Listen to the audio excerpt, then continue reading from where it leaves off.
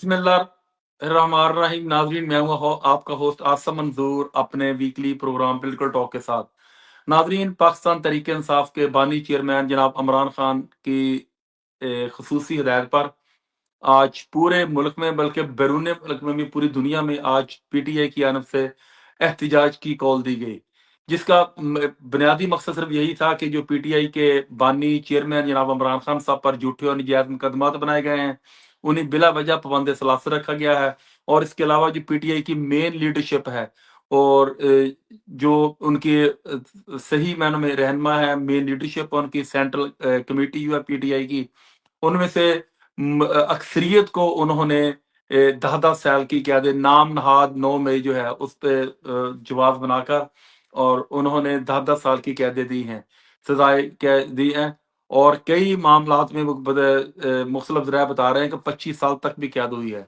तो ये इन सारी बातों के खिलाफ और पीटीआई की खवातीन, स्पेशली डॉक्टर यास्मीन राशिद साहबा और मोहतरमा रेहाना डार साहब समेत और कई जो पाकिस्तान तहरीक इंसाफ की सरगर्म तरीन खवातीन हैं, जिसमें जरताज गिल साहबा और सनम जवेद के नाम भी काफ़ी नुमाया हैं, उनको जबरी रियासती दहशत गर्दी का निशाना बनाया जा रहा है। और इसके अलावा जो पाकिस्तान तहरीक इंसाफ के कई वर्कर्स हैं, उन पर झूठे मुकदमात 9 मई की आड़ में उन्होंने तकरीबन 2 साल से ज़्यादा अरसा हो गया है, उनको नजायज़ पाबंद सलासत रखा गया है। जैसा कि आपने डिफरेंट चैनल से देखा भी होगा, उनमें से कई की अमवात भी वाक़या हो चुकी हैं और उन पर तशद्दुद किया गया। और ये सूरत हाल जो है वो एक गंभीर मसला की है ना, ये सारी निशानदेही करती है। आप सोच नहीं सकते थे कि 21वीं सदी है, यहाँ पर एक पूरी दुनिया जो अब एक ग्लोबल विलेज बन चुकी है और पूरी दुनिया का इलेक्ट्रॉनिक मीडिया जो है वो अब एक बात होती है दुनिया के किसी हिस्से में भी वो सेकंडों के अंदर पूरी दुनिया में वो वायरल हो जाती है। इसके बावजूद भी हमारे जो ना आकबत अंदेश हुक्मरान हैं और जो हमारी पाकिस्तान की ताकतें हैं, उनको होश के नाखन लेनी चाहिए। एक तरफ तो वो कह रहे हैं कि हम पाकिस्तान में बैरूनी सरमायाकारी के लिए काम कर रहे हैं और दूसरी तरफ अपने मुल्क में ही अपने शहरियों पर वो पकड़ दकड़ कर रहे हैं।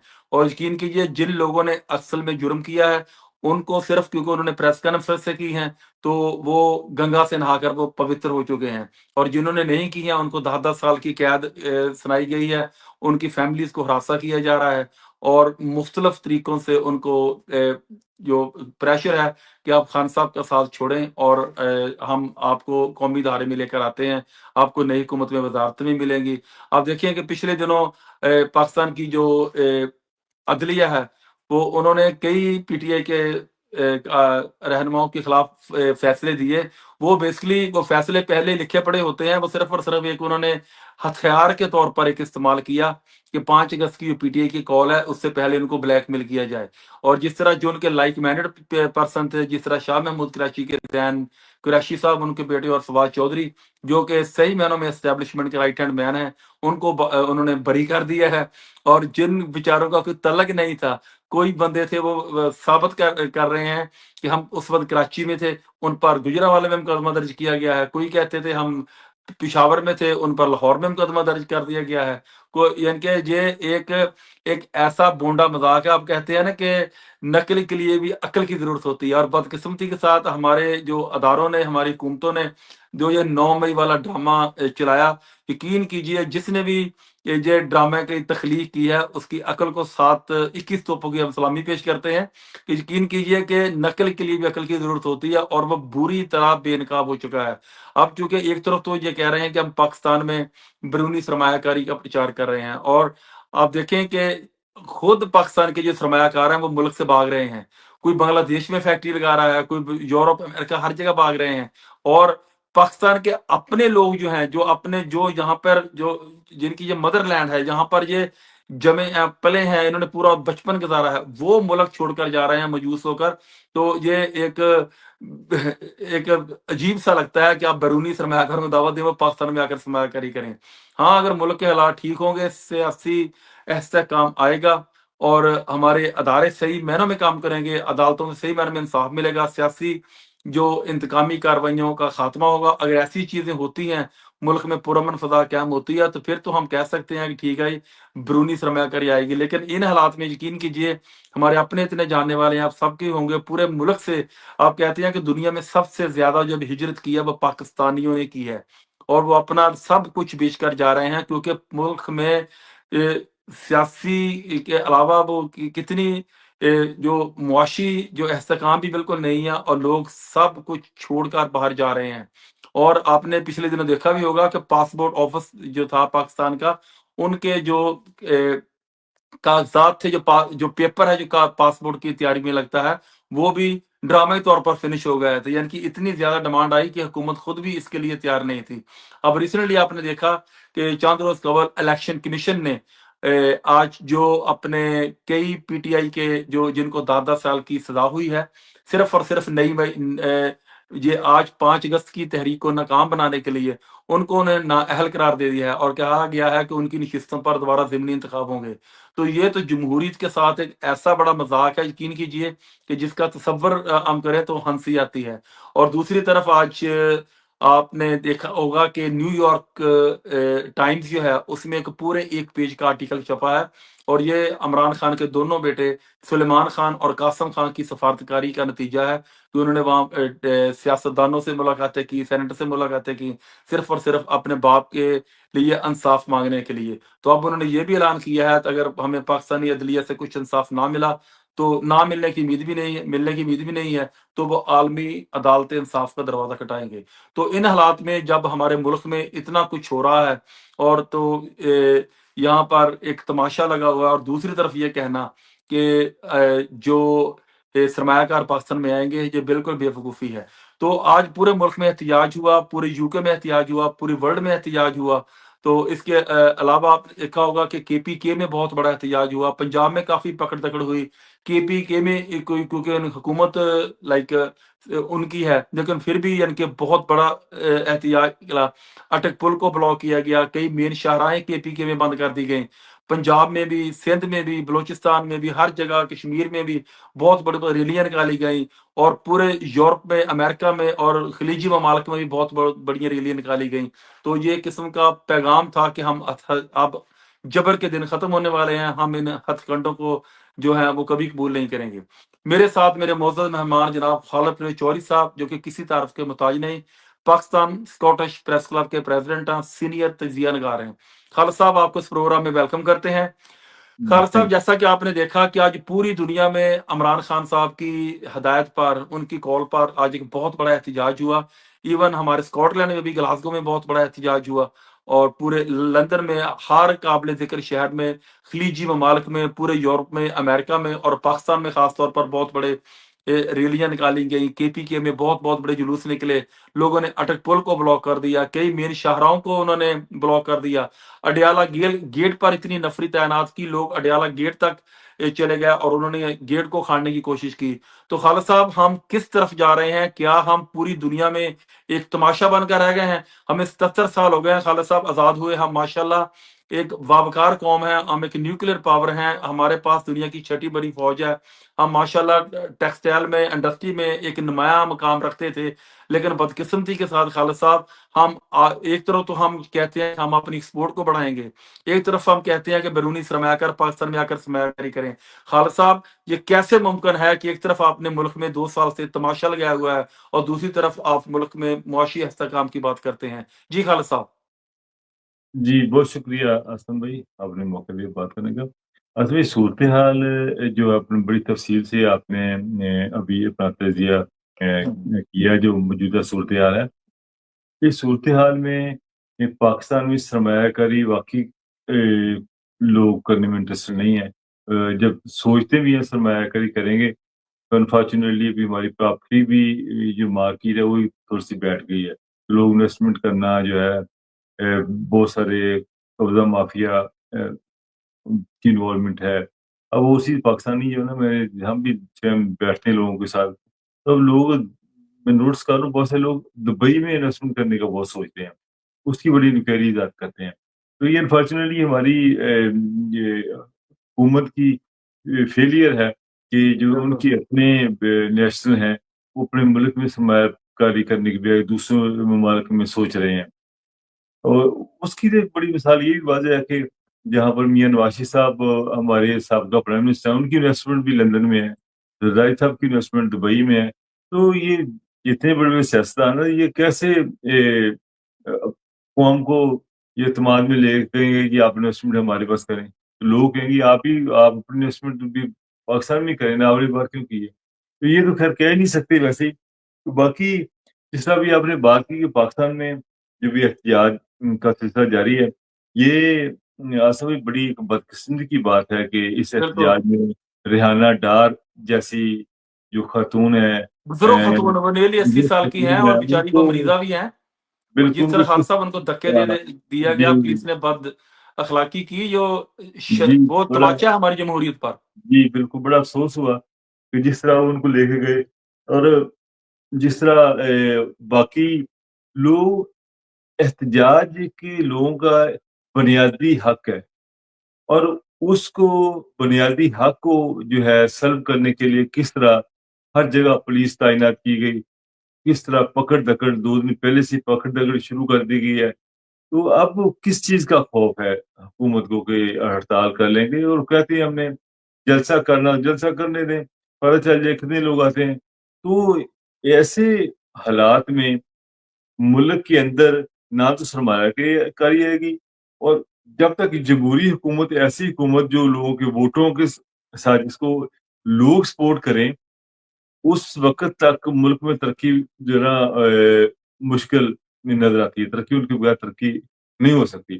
مگر جس طریقے سے طریقے انصاف کو دبایا گیا ہے، جس طرح ابھی آپ نے بھی فرمایا کہ 15 ایم ایل اے کو سزائیں دیں، اور سزائیں جن کی سزائیں تھیں، اور الیکشن کمیشن نے نوٹیفکیشن جاری کر کے ان کو جو ہے ڈی نوٹیفائی کر دیا. آپ تھوڑا سا ہسٹری اٹھا کے دیکھ لیں کہ جب سے یہ الیکشن ہوئے، الیکشن کے بعد جس طرح 47 والا 45 والا ڈرامہ ہوا، اس کے بعد سے کتنے ایم این اے اور کتنے ایم پی اے تحریک انصاف کو چھوڑ کر مسلم نون کو جوائن کر چکے ہیں. کس بالکل طرح جو سیاسی جو سیٹیں جو خواتین کی سیٹیں تھیں، اس سیٹوں کو بھی کس طرح گما پھرا کے ان کو دے دیا گیا. اور ابھی گنتی کر لیں کہ کب کہاں کیا ہوا. کوئی بندہ کسی کی ڈیتھ ہوگی، وہاں پر دوبارہ الیکشن ہوا، بندہ ان کا جیت گیا، وہ بھی سیٹ مل گئی. کوئی یعنی کہ سمجھ نہیں آ رہی کتنے سارے لوگ اکٹھے کر کے ایک جماعت کو 2 تاریخ بھی مل گئی ہے.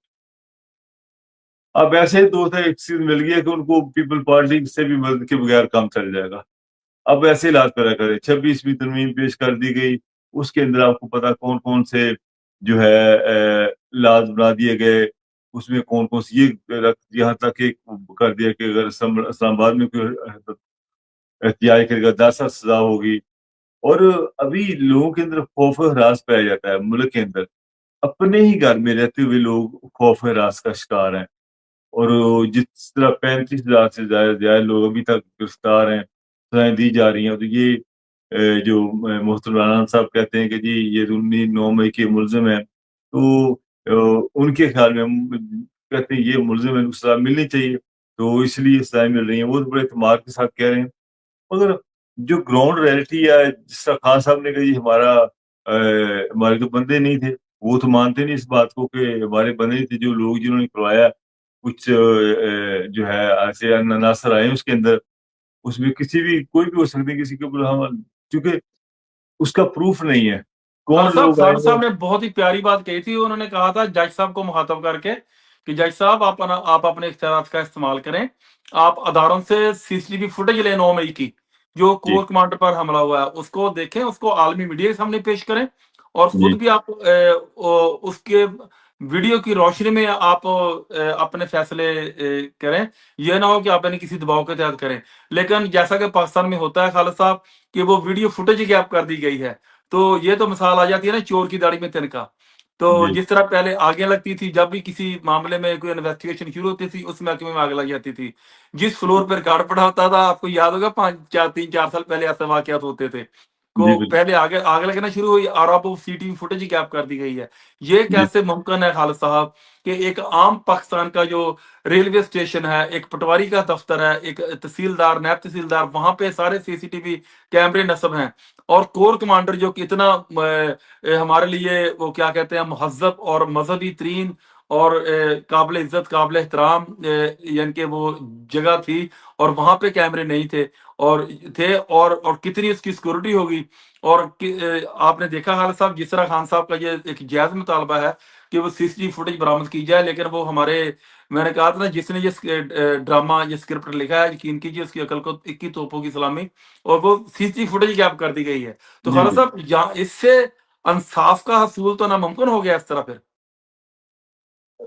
انفارچونیٹلی اگر ہم ہسٹری اٹھا کر دیکھیں، ہمیشہ جب بھی کوئی حکومت آتی ہے، جو چیف جسٹس صاحب ہیں اور جو آرمی چیف صاحب ہیں، ہمیشہ آپ مثال پرانی چیک کر لیں، ہمیشہ جب یہ دو جو بڑے عہدوں کے جو ہے سربراہان مل جاتے ہیں تو پھر ملک میں وہی کچھ ہوتا ہے یہ جو دو لوگ چاہتے ہیں. تو پھر انصاف جو کمپرومائز ہو جاتا ہے.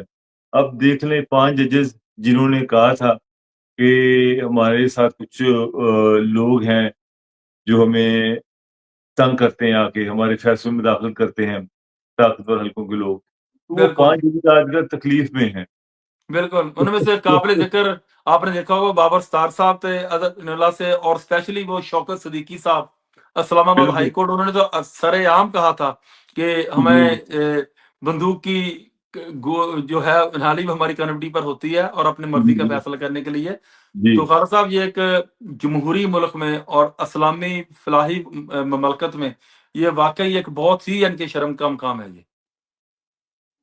یہ ایک قسم کا تکلیف دہ بات بھی ہے. دیکھیں جب جسٹس منصور علی شاہ صاحب بڑے ایک دبنگ انصاف جج ہیں. دبنگ جائی تھے، اور افسوس ہے کہ اس بندے نے اپنے جو ہے چیف جسٹس کی جو سیٹ کی قربانی دی. اس نے بڑے فیصلے مسلم نواز کے حق میں کیے، ایک فیصلہ اس نے کر دیا تحریک انصاف کے حق میں کر دیا، تو اب اس کی چیف جسٹس کی سیٹ ہے وہ جو اس کو قربانی دینی پڑی. ہاں اس سے بالکل. پہلے ایک اور ہیں، ان کا وجہ سے نامی ہائی کورٹ کے جو ہے چیف جسٹس، ان کو بھی آفر تھی تو وہ بھی بیچارے ان کو بھی نہیں اس وجہ سے ان کو دینا پڑی، قربانی دینی پڑی. اس طرح ججز جو وہ بھی اس وقت قربانی دے رہے ہیں. ہر وقت ہر دور میں کچھ سچے لوگ ہوتے ہیں جو سچ کے ساتھ کھڑے ہوتے ہیں، اور ان کو سچ کے ساتھ کھڑے ہونے کی سزا ملتی ہے. انفارچونیٹلی یہی ابھی بھی ہو رہا ہے. تو نظام جو ہے انصاف کا نظام اس وقت طاقتور ہے جب طاقتور لوگ ان کے ساتھ ہوتے ہیں. اور مولانا فضل الرحمان صاحب نے آپ کے سامنے بندے سپریم کورٹ گیٹ پر لا کر کھڑے گالی گلوچ کیا کچھ کیا. خالد صاحب اور ان سے کسی پوچھا نے گیا تھا کہ آپ کے پاس اربوں کے اثاثے کہاں سے آئے ہیں، سمپل سوال. نیب نے پوچھا تھا کہ آپ کے پاس اربوں کے اثاثے کہاں سے آئے ہیں، اور جواب میں اس نے کہا کہ میں 50,000 بندے جو ہے وہ میں لے کر سڑکوں پر نکل آؤں گا، اسکولوں کے مدرسوں کو اس طرح کر کے وہ 5,000 بندوں کا جلوس لے کر وہ نیب کے دفتر پہنچ گیا، انہوں نے مقدمات ہی ڈسمس کر دیے. تو یہ ہے کہ ایک بندے پر اربوں کی کرپشن کا ہے سارے کا سارا. اور کوئی اسحاق سے پوچھے گا کہ اس نے دبئی میں کہاں سے اتنی پراپرٹی جمع کر لی ہے، کوئی شرجیل میمن سے پوچھے گا، کوئی پوچھے گا خالد صاحب کہ سندھ کا پورا ترقیاتی بجٹ کہاں جاتا ہے. یقین کیجیے میں کل پرسوں ایک ویڈیو دیکھ رہا تھا ٹرین کی، کراچی کی، خدا کی قسم جس طرح وہ کہتے ہیں نا کہ گاؤں میں جس طرح وہ گندگی کے ڈھیر لگے ہوتے ہیں، اس سے بھی بدتر حالات ہیں کراچی کے. اور سارے کا سارا جو ترقیاتی بجٹ ہے خالد صاحب، وہ سارے کا سارا دبئی جا کر مافیا. اور آپ کو پتہ ہے کس طرح وہ ایان علی، مراد علی شاہ صاحب، سارے کے سارے، میمن صاحب، وہ شرجیل میمن، اور کس طرح کس کا بجٹ سارا لانچوں بھر کے پیسہ گیا. تو یہ ہماری بدقسمتی ہے خالد صاحب کہ دنیا جو ہے وہ آگے کو جا رہی ہے. اور مجھے شرم آتی ہے یہ دیکھ کر کہ افغانستان جو کہ 40 سال جنگ کی حالت میں رہا، آج $1 جو ہے اس کے تقریباً کی 65 افغانی ملتے ہیں، اور جی اگر پاکستان کی جانب آئے تو وہ نیرلی 300 پر چلا گیا ہے. جی یہ ایک اسلامی ملک اور بڑی فوج رکھنے والا انڈسٹری والا ملک، جو ہم اپنے جہاز خود بناتے ہیں، اور جی الحمدللہ نیوکلیر پاور ہیں، اور یہ ملک کو جان بوجھ کر ایک سازش کے تحت پیچھے دھکیل دیا گیا ہے، اور ہر محکمے میں رادر دین کہ ایک میرٹ پر فیصلے کیے جائیں، میرٹ پر اپوائنٹمنٹس کی جائیں، بدقسمی کے ساتھ وہ 70 80 سال کے جو بوڑھے ریٹائر یہ لوگ ہیں ان کو لا کر بٹھا دیا جاتا ہے، اور ان کی فیملی کو مستفید کیا جاتا ہے۔ آپ کو پتہ ہے بیرونی دوروں میں وہ عوام کا اربوں روپے کا جو ہے وہ جی عیاشی کرتے ہیں خرچوں پر۔ یہ جی انتہائی بدقسمتی کی بات ہے، اور اکثر لوگوں سے سنتے ہیں لوگ مہنگائی سے تنگ آ کر خودکشی کرتے ہیں۔ خالد صاحب، یہ ہمارے جی لیے یقین کیجیے ایز اے نیشن ہم دکھ ہوتا ہے، وی آر فیلر جی نیشن، ہم ایک بالکل مکمل طور پر ناکام ریاست بن چکے ہیں، اور جب تک جو ہمارے جو اصل سٹیک ہولڈر ہیں خالد صاحب وہ آگے نہیں آتے، تمام سٹیک ہولڈر کو اعتماد میں لے کر ایسے دبنگ فیصلے کیے جائیں کہ میرٹ کا بول بالا ہو، اداروں کی بالادستی ہو، اور انصاف ہر ایک کے لیے برابر ہو، تو کوئی وجہ نہیں ہے کہ ہمارا ملک جسے اللہ تعالیٰ نے ہر نعمت سے نوازا ہے وہ جی دوبارہ کیوں ترقی کی راہ پر گامزن کیوں نہ ہو۔ ناظرین، اب ہمارے پروگرام کا وقت ختم ہو جاتا ہے، انشاءاللہ تعالیٰ نیکسٹ ویک نیکسٹ کے ساتھ دوبارہ حاضر ہوں گے، جب تک کے لیے اجازت دیجیے۔ پاکستان زندہ باد۔